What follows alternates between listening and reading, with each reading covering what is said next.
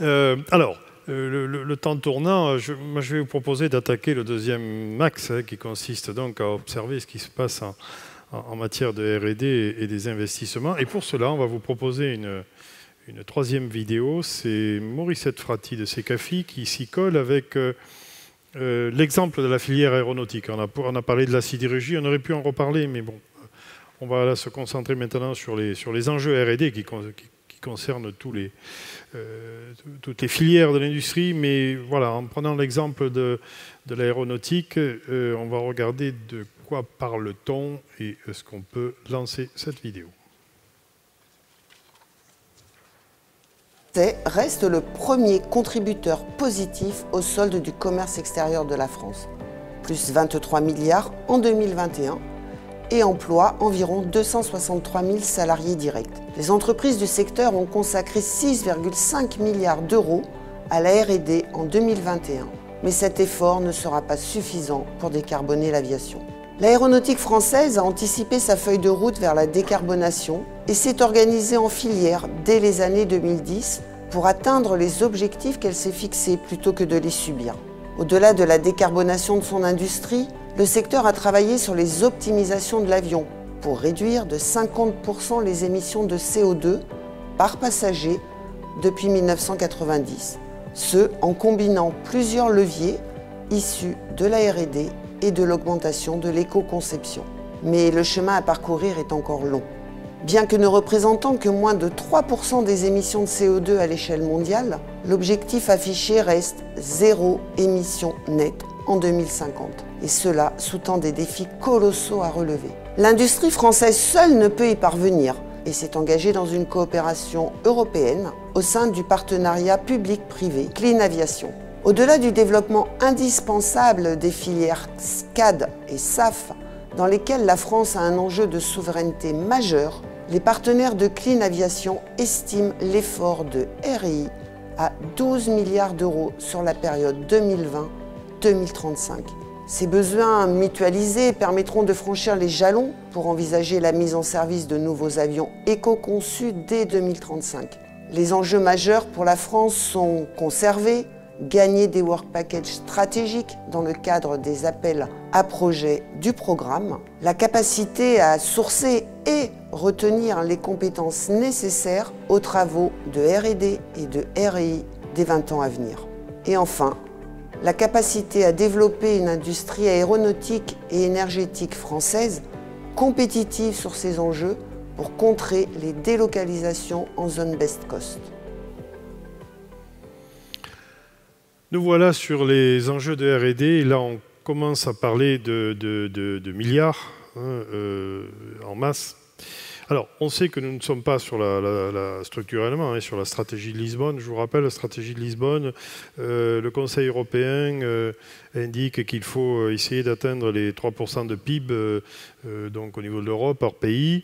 Alors, vous me corrigerez, mais je ne suis pas sûr d'avoir... Enfin, les sources varient, mais en moyenne, c'est plutôt 2% pour l'Europe.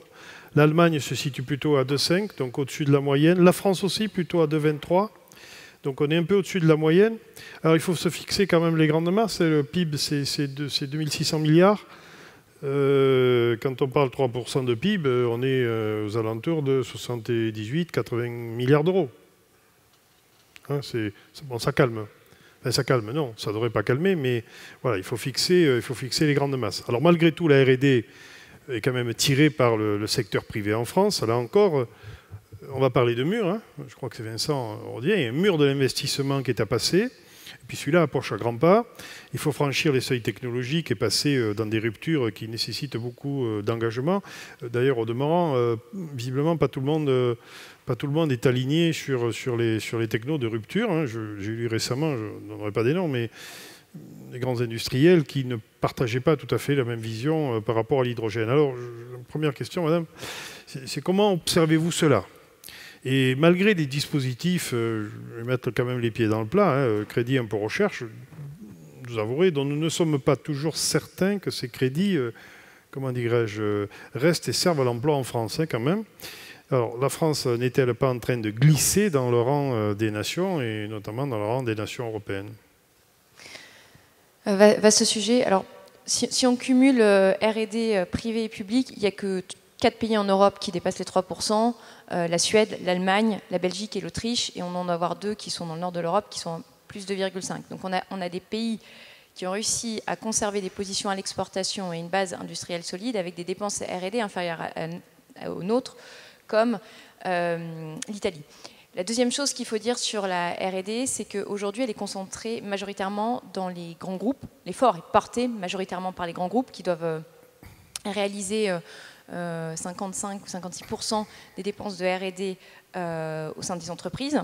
Et donc, ce qu'on voit aussi, c'est qu'on a une difficulté du reste du tissu productif à porter une part de recherche et développement, ou plus largement, d'innovation.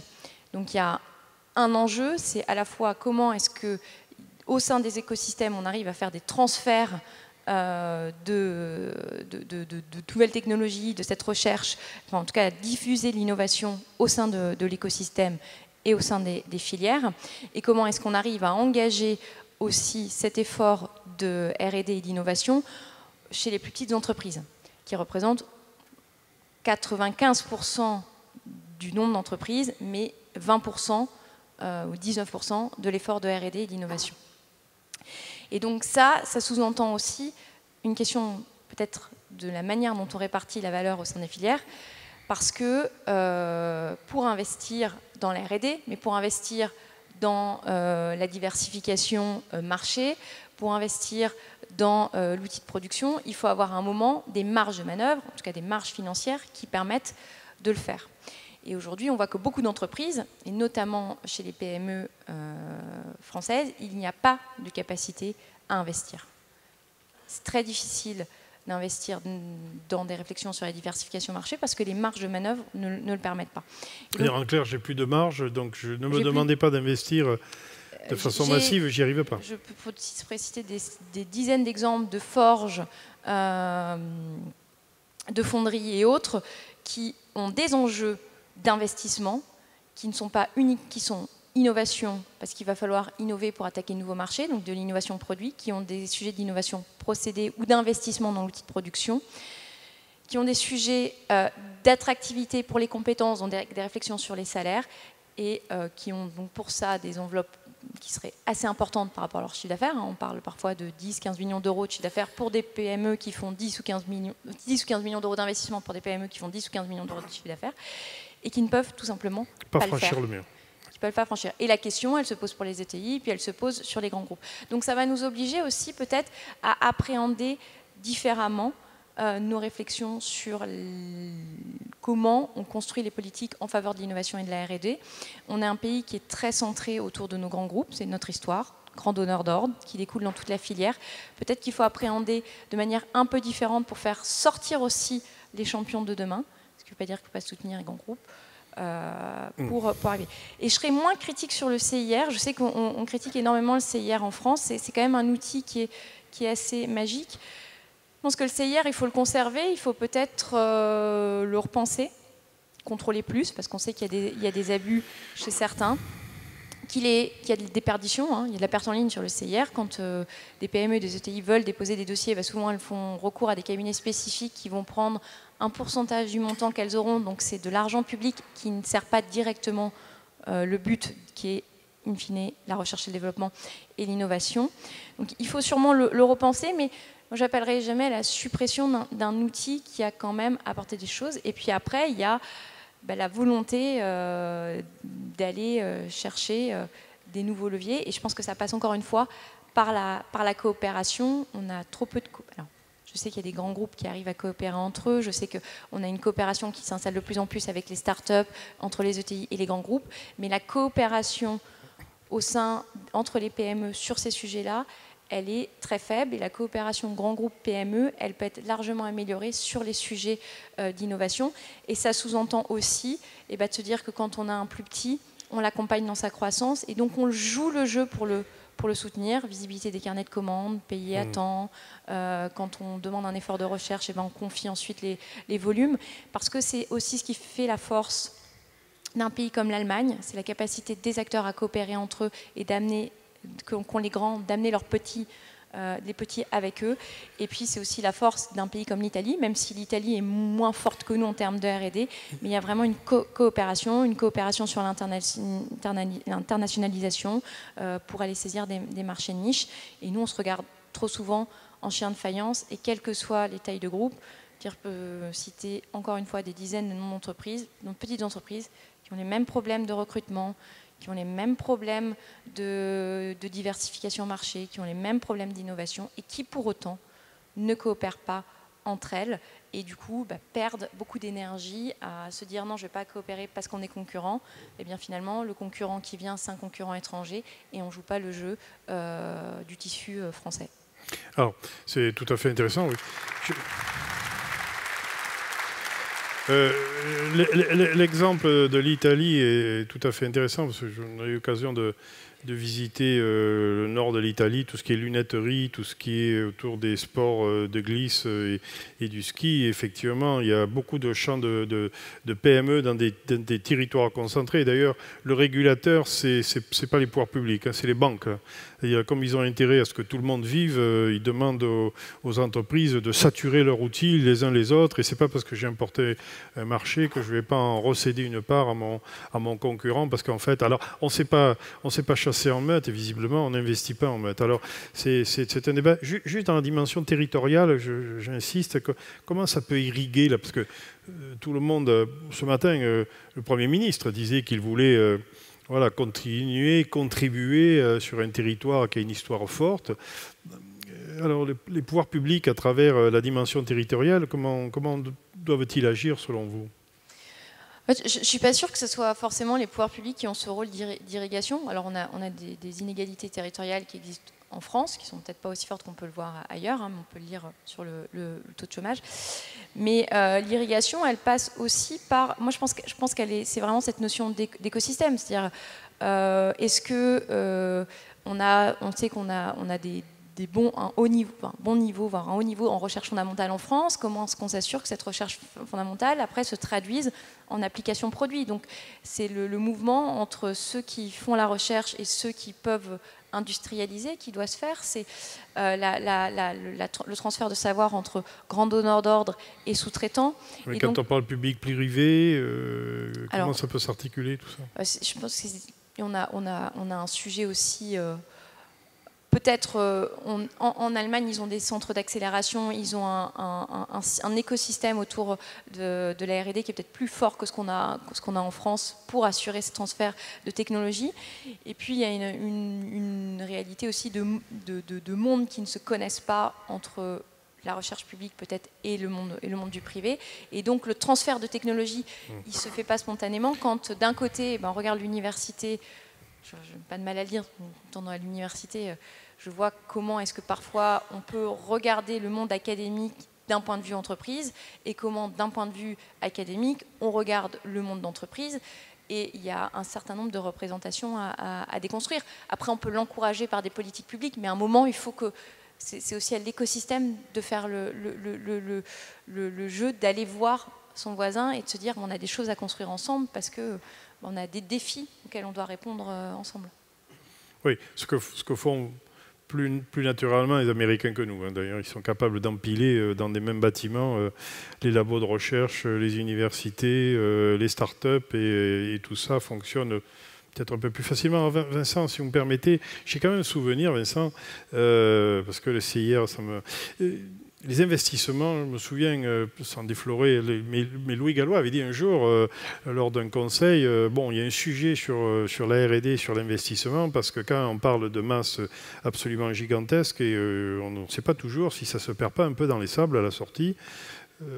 Bon, alors, même question, mais sous cet angle-là, est-ce que vous avez le sentiment que ça sert toujours directement l'industrie en France? Le crédit impôt recherche, je peux dire. Oui, globalement, oui. Il a été quand même évalué assez sérieusement.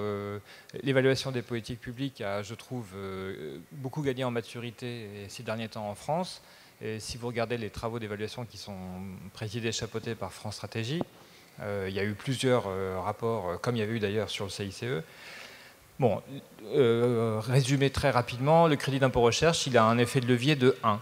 Bon, ça veut dire que ce n'est pas une formule magique qui fait que vous déployez des trésors de mobilisation en faveur de la R&D à partir d'une étincelle d'argent public. Il n'y a pas non plus d'effet d'aubaine massif. Voilà, c'est de l'argent qui est consacré à la R&D via un mécanisme qu'est le crédit d'impôt recherche. Si vous le retirez, ben, ça fait de la R&D en moins. Et je ne pense pas que ce soit souhaitable. Deuxième observation sur la R&D et l'effort de R&D. On est actuellement à la fabrique en train de passer en revue un échantillon de 12 technologies de rupture, et notamment dans le domaine de la décarbonation de l'industrie, justement, ou en faveur de l'industrie verte, pour comprendre un peu qui innove dans le monde, où ça se fait en Asie, aux États-Unis, des startups, des universités, etc. Bon, le premier résultat, c'est qu'il n'y a pas de règles. C'est-à-dire que dans ce buissonnement de technologies qui est devant nous, qui est en train d'advenir, c'est un peu comme au premier temps de l'automobile ou de n'importe quel secteur. En fait, il y a des tas d'initiatives spontanées, et donc certains domaines progressent principalement grâce à la recherche publique.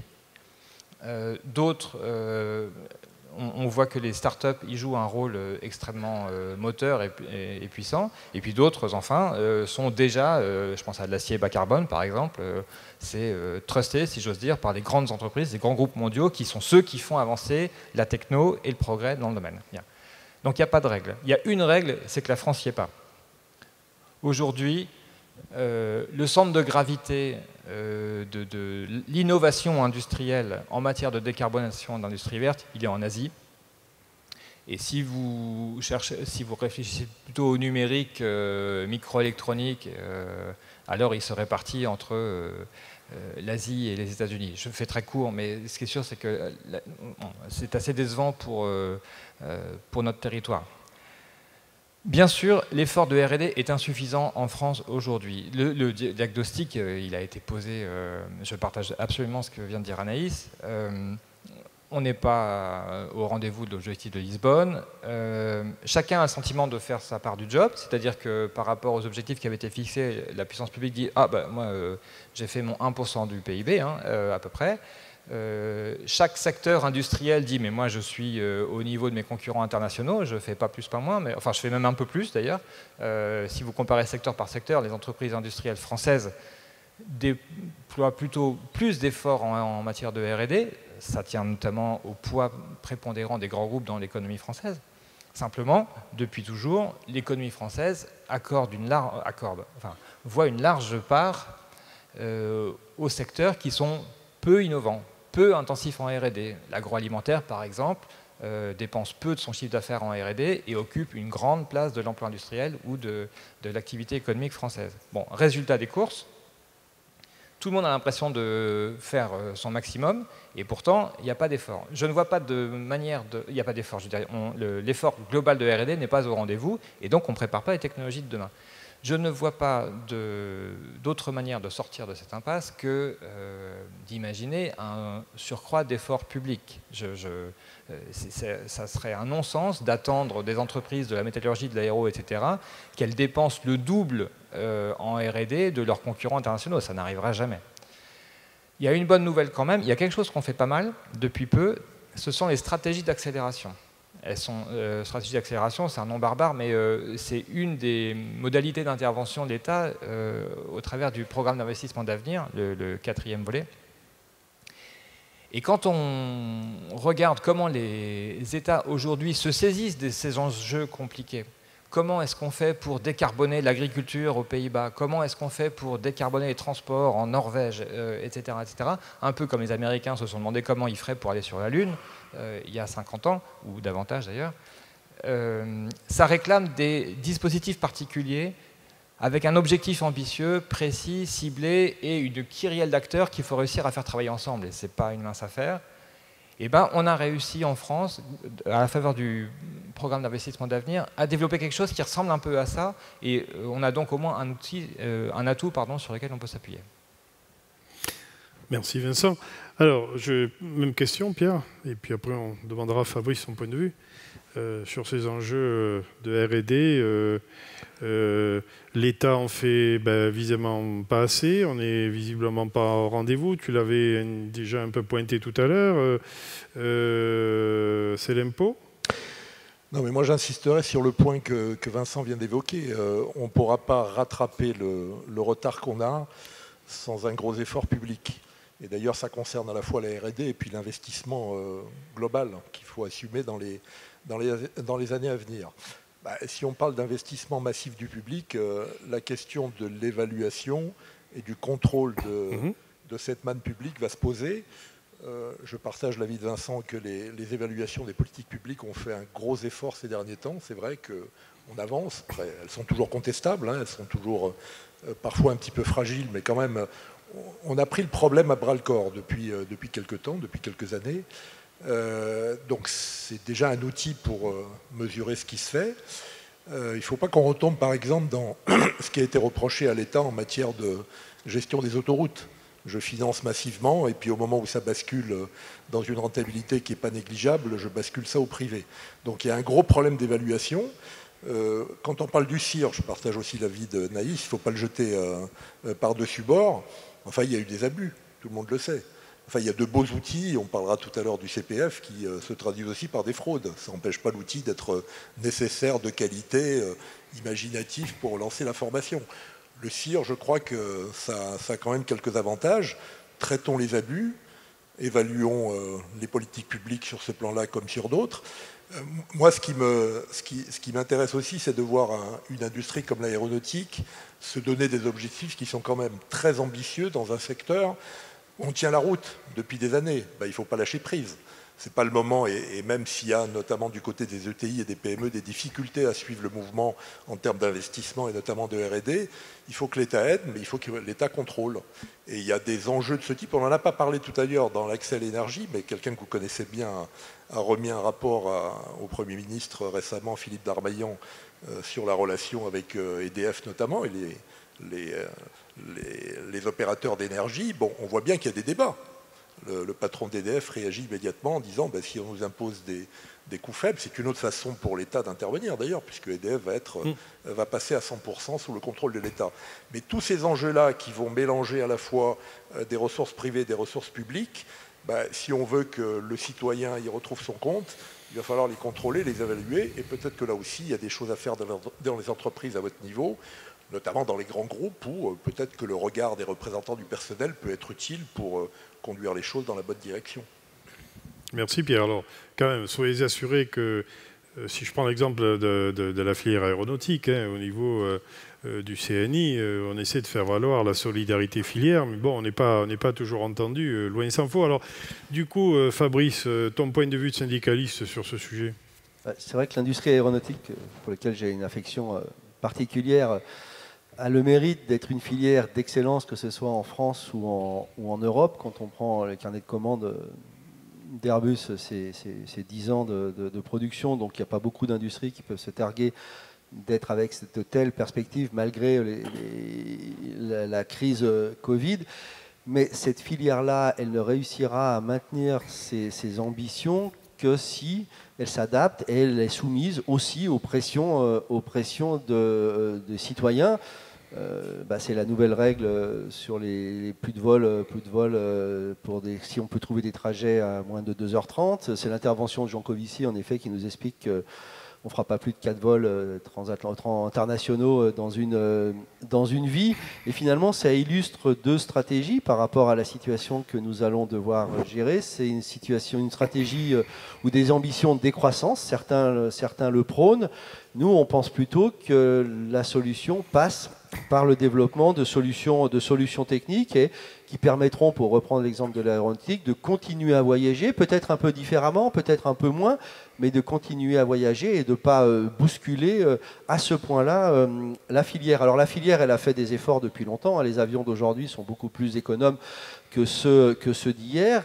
Et là, à nouveau, a des efforts colossaux à faire. On parlait de carburant à base de biomasse. Un jour se posera la question de savoir si on utilise les champs de blé pour fabriquer des carburants ou pour manger. On aura probablement ce type d'interrogation à avoir. La solution de l'hydrogène, elle apparaît séduisante. Encore faut-il qu'on réussisse à trouver les solutions techniques. Et derrière tout ça, en effet, il y a des gros efforts de R&D à faire que moi, je partage le point de vue que ces efforts-là sont tellement colossaux et souvent il n'est pas certain qu'ils apportent des gains de productivité si énormes que ça. Quand on change un processus de production pour le rendre plus vert, c'est pas pour autant que l'entreprise y gagne en compétitivité. Et donc il y a nécessairement besoin d'investissement public. Et donc toute la logique, c'est d'être capable de bien organiser ces investissements, la combinaison investissement public, investissement privé. Moi, je me dis peut-être que les projets d'intérêt commun sur les batteries, sur les semi-conducteurs qu'on voit émerger en Europe, peut-être que c'est une prémisse de quelque chose qui pourrait fonctionner. Par contre, on doit avoir des exigences. Les exigences, c'est que s'il y a des financements publics au profit d'entreprises, c'est pas pour financer des études et du développement en Chine ou en Inde. Si de ces financements, de ces recherches immergent des technologies nouvelles, c'est pas pour que ces technologies nouvelles donnent lieu à des entreprises qui seront montées ailleurs que là où on a financé, c'est-à-dire en France ou en Europe. Et puis la logique de filière, elle est intéressante parce que je pense que les grandes entreprises ont plus de capacité à capter ces aides publiques parce qu'elles sont mieux organisées pour monter des dossiers complexes. Elles ont des centres de recherche pour être capables de mener à bien ces projets d'envergure. Mais là, il doit y avoir une logique de solidarité. Il me semble que les grandes entreprises doivent aussi aider leur tissu de sous-traitants à bénéficier des résultats de ces recherches dans une logique d'entreprise citoyenne, nous dirons. C'est un exemple ? Alors, il y a l'exemple en fait de contrôle des aides publiques, en tout cas, et de l'exigence que l'on doit avoir en tant que salarié citoyen d'une bonne utilisation des aides publiques. C'est un exemple d'une entreprise du sud de la France qui, il n'y a pas longtemps, annonçait qu'elle allait délocaliser ses moyens de production ailleurs dans l'entreprise de l'aéronautique, alors qu'elle avait bénéficié probablement de fonds publics pour les mettre en place sur le sol français. Là, à mon avis, c'est pas très sain. Et de manière plus générale, on entend souvent le discours de certaines entreprises ou de certains chefs d'entreprise nous expliquer qu'il faut être vigilant quant à la bonne utilisation des fonds quand on parle de politique sociale. Je pense qu'en tant que citoyen et salarié, on doit être aussi vigilant quant à la bonne utilisation des 200 milliards d'aides aux entreprises. Aussi des aides publiques qui sont issues des impôts communs.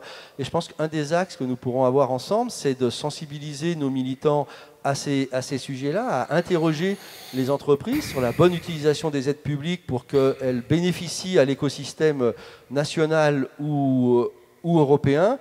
Peut-être que plus de salariés dans les conseils d'administration, ça peut aider à une meilleure prise en compte des enjeux de plus long terme. En tout cas, voilà, il y a des financements publics qui nous semblent absolument indispensables parce que la transition est telle que pour mieux respirer, pour faire très caricatural, c'est au bénéfice de tous. Donc c'est normal que les financements publics aident les entreprises à décarboner notre industrie, mais que ça doit pas se faire sans contrôle et que nous, militants dans les entreprises, on a notre rôle à jouer. Merci Fabrice. Alors, je suis en train moi aussi de glisser sur mon timing, mais les propos sont vraiment de qualité, donc c'est important d'essayer de retenir cela.